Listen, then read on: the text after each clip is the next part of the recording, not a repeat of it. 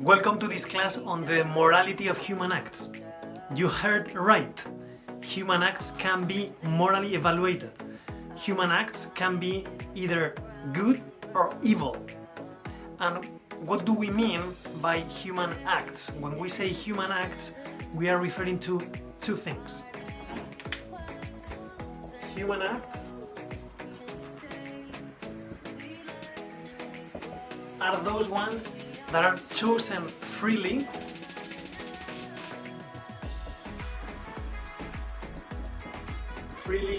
chosen. That is a decision we make with our will, plus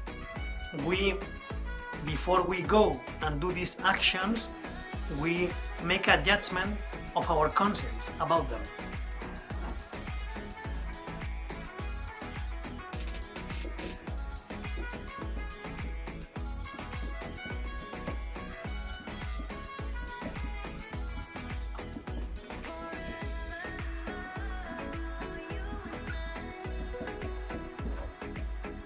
Okay, so before we do an action, we make a judgment in our conscience about that action, and then we freely choose to go for that action.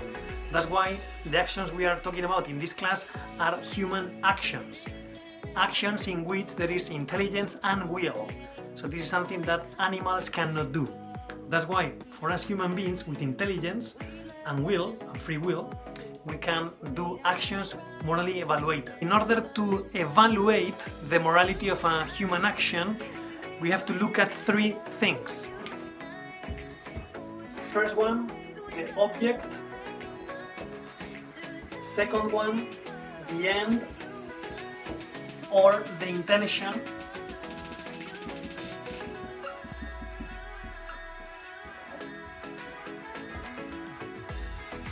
And finally, the circumstances.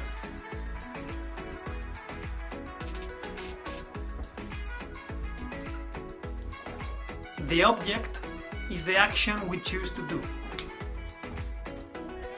Refers to the action. Okay? The end and the intention is the goal we are chasing by doing that action.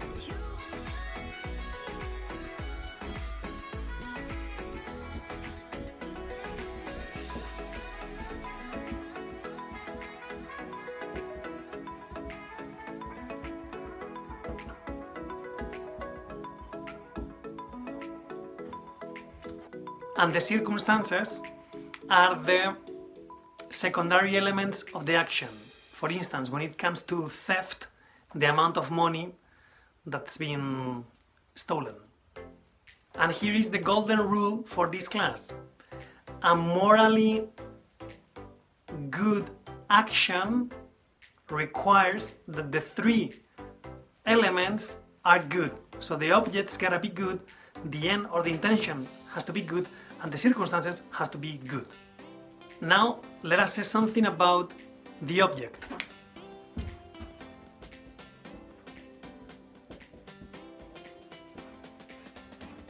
There's gotta be conformity between the object and the good according to the right reason. If there is not that conformity, the action or the object I'm trying to do is probably evil. So again, for the object to be good, there's gotta be conformity between the object, the action, and the good according to right reason. What does that mean? That the actions that are good are the ones who are good according to right reason. How do I know what that right reason is? The right reason is the content of the natural law. Okay? So it is according to right reason to praise God, to respect His name, to sanctify feast days, to honor your parents, to respect others, the life of others, to respect yourself, to use sex properly, not according to your caprice, to respect other people's property, to trust other people and to tell them the truth, and to respect other people's properties, etc. Again, all these things are the right reason that is given by natural law. which is reminded to us by the Ten Commandments, as we saw in previous classes. So the actions I do, they have to be oriented to the good according to the right reason. Okay? So all the actions I do, if they are okay with the Ten Commandments, which means they are okay with the natural law, then those actions are good. Something very important: there is no possibility that the end of the action or the intention turns into something right, an action that is really evil. Okay? So you can have the best intention ever, or you can have the best end ever, but that will never turn into something good, an action that is evil. For instance, lying to people will never be good, will never be turned into something good due to the intention I'm using when I lie. That will never happen, okay? So let us put it this way: intentions don't have magic powers to turn into something good actions that are evil, because they are not according to the good of the right reason. Okay, that's something important. Then something we have to take into account as well is that there are actions which are intrinsically evil. For instance, the killing of an innocent, that will be always intrinsically evil, regardless everything you want. There are actions which are intrinsically evil. Now let us talk about two misconceptions of the morality of actions, which are consequentialism and proportionalism. Consequentialism is that way of thinking that tells you, well, if as a consequence of my action there are some good outcomes, my actions will be morally good, because I can foresee some positive outcomes. Well, that's a mistake, because again, the action is gonna be good because it is ordered to the good according to the right reason. Okay, actions are not turned into something good because there are good outcomes. Okay, so consequentialism doesn't work. And the other one is proportionalism.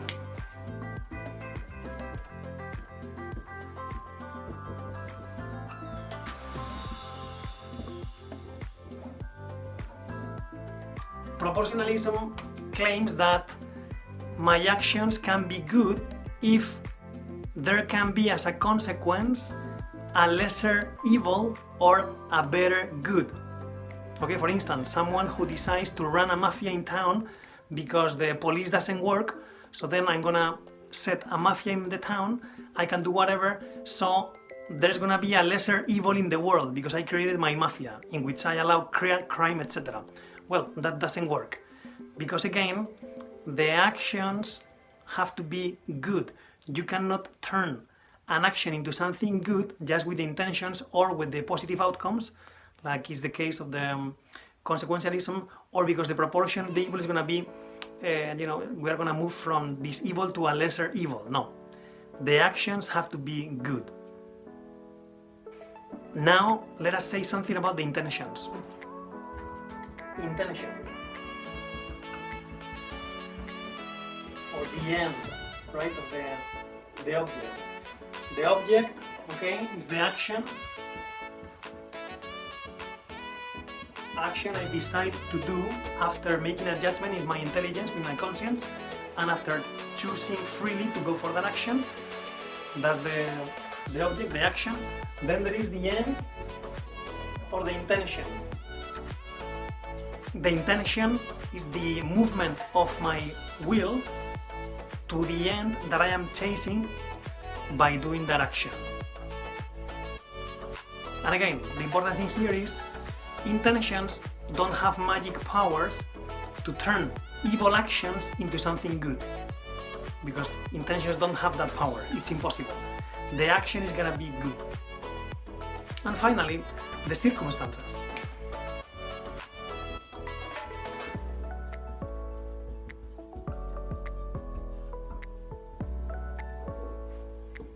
The circumstances are the secondary elements of an action. Secondary elements of an action.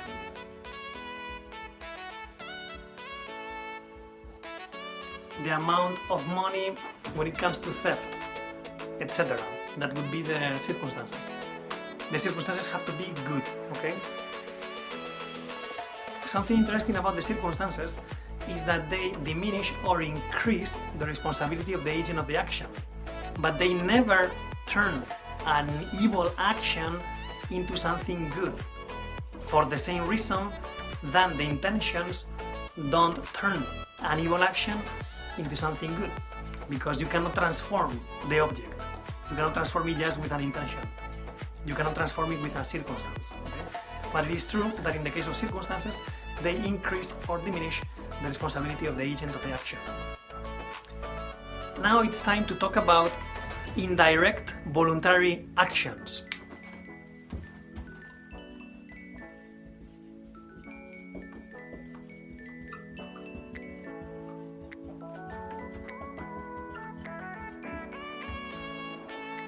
For instance, manslaughter committed by a drunken driver.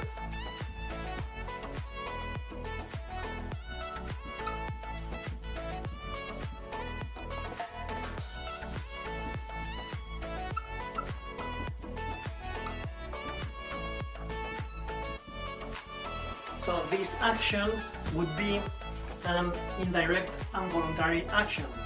It is indirect because the guy driving was not planning to kill that man. He was not planning to run over that guy. So in that sense it's indirect. But that action is voluntary because it occurred, it came as the consequence of negligence regarding something the driver should have known or should have done. The driver should have done the right thing to do, that is, okay, I'm not gonna drive back home after getting drunk in this party. He should have done, he should have given the keys to other guy, but he didn't. So he didn't directly want to kill that guy, but it's a voluntary action because he neglected something very important. Here is the magic word to explain the imputability of these indirect voluntary actions. So if the effect of my action was foreseeable, okay, foreseeable, then that second effect is imputable to the agent of the action.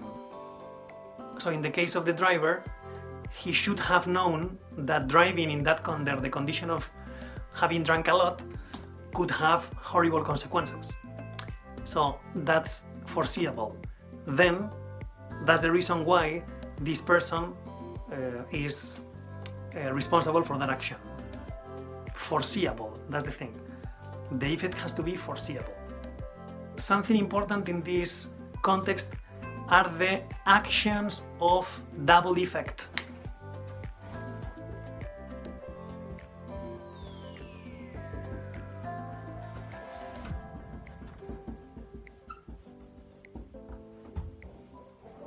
Actions of double effect. For instance, the mom who is pregnant and needs to go under knife because some condition, and then at a certain point the going under knife is an action with two effects, because it could take away the life of the fetus or it could take away the life of the mother. So there are two effects, one action, okay? So in this case, here is the criteria we could follow. In these actions of double effect, usually there is a good effect and a bad effect. The good effect and bad effect. Okay, so the good effect would be, in that surgery you are chasing the good of the mother, right? But there is a bad effect. that is the life of the child. So here is the thing, it could be according to moral to directly, this would be the directly willed effect, whereas the bad one, the bad effect, would be indirectly willed. So you are not chasing the bad of the baby, at the same time you want the good of the mother. The good effect would be directly willed, whereas the bad effect would be indirectly willed. So in these cases, it is very important to consult with the spiritual director so that you can make a moral judgment according to right reason. And now let us say something about these acts which are voluntary in the causa. Okay? Actions which are voluntary in the causa. That's the way they are called in moral theology. And let me give you a very simple example. Someone who is watching porn often, okay, at a certain point starts having impure thoughts constantly. So that person, as he walks down the street in the morning, as he goes to work, doesn't want to have impure thoughts. But he has reached a point in which, as a consequence of watching porn constantly, those thoughts pop up in his mind constantly. So even though he doesn't want those thoughts on his mind, that action would be voluntary action because of the causa, the cause of those thoughts. And finally, something very important, we are responsible for our actions because we are free. Remember, a human action is an action that you go for because you think about it, you make a judgment in your conscience, you think that is good for you, and you decide to go for it. So your intelligence and your will play an important role in those human actions, right? So precisely because you are using your will, then you are responsible for your actions. What happens is that responsibility can be diminished or increased for different reasons. For instance, if there is a habit, okay, the one who drinks a lot, and it's a bad habit for him, at a certain point he lacks a bit of freedom because he's totally hooked onto drinking, right? So in that case, that lack of freedom could diminish the responsibility, but still there is responsibility. Of course, fear is something that diminishes the responsibility of the action, because when you act with fear, you are not totally on your, using your intelligence and your will properly, and so on. So there are a few circumstances which can diminish or increase the responsibility of your actions depending on habits, etc. But yeah, in principle, in generally speaking, we say that we are responsible for our actions because we decided freely to do them.